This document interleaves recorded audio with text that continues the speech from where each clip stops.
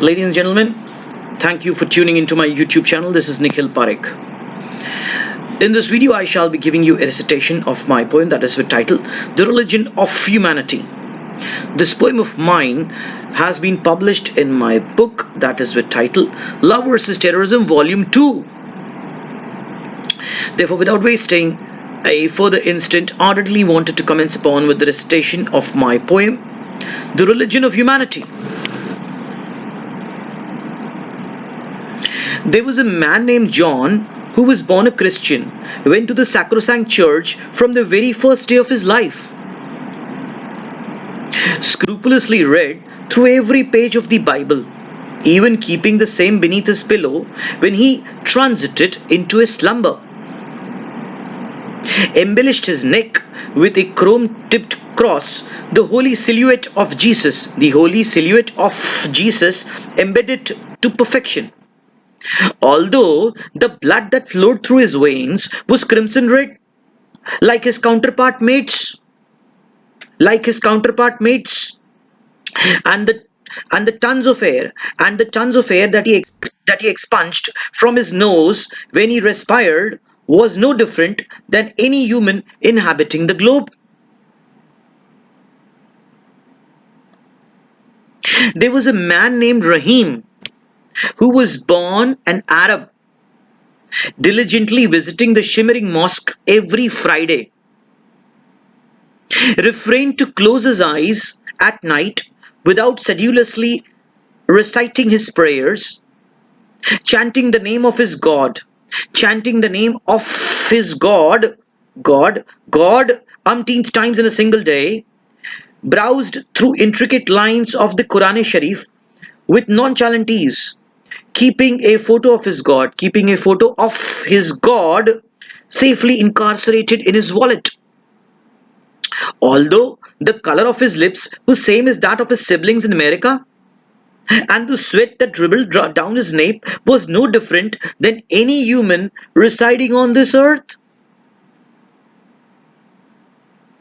There was a man named Tai Chi who was born a Chinese, spoke profoundly in a pure native dialect,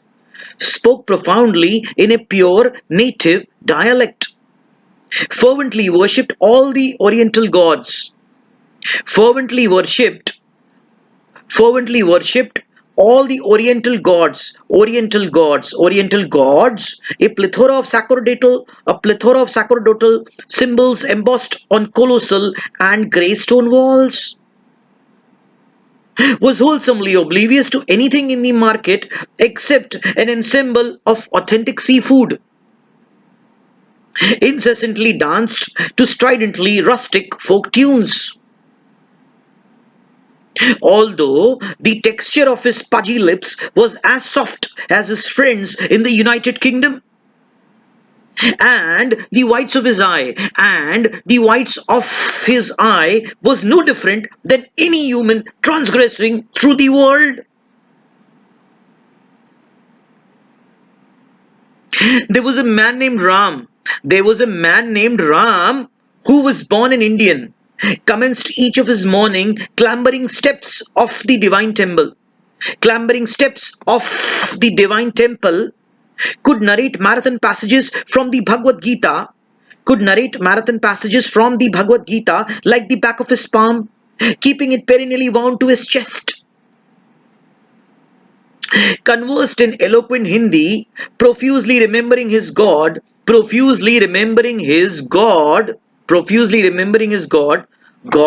God, before undertaking any activity in his life. Although there was an insatiable urge to expurgate his bowels,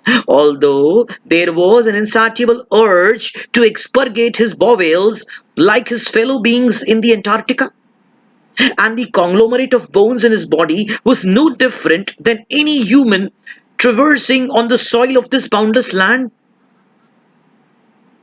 Why was it that these men had common characteristics, despite of them believing in different gods, despite of them residing in varied countries, unfathomable kilometers of distance separating them, barricades of language bifurcating them, colors of the skin indiscriminately discriminating them? Well, the answer to this is as simple as the wail of a newborn child. For all of them were perpetually bound by the religion of humanity. Why was it that these men had common characteristics? Despite of them believing in different gods, different gods, despite of them residing in varied countries, unfathomable kilometers of distance separating them, barricades of language bifurcating them, colors of the skin indiscriminately discriminating them.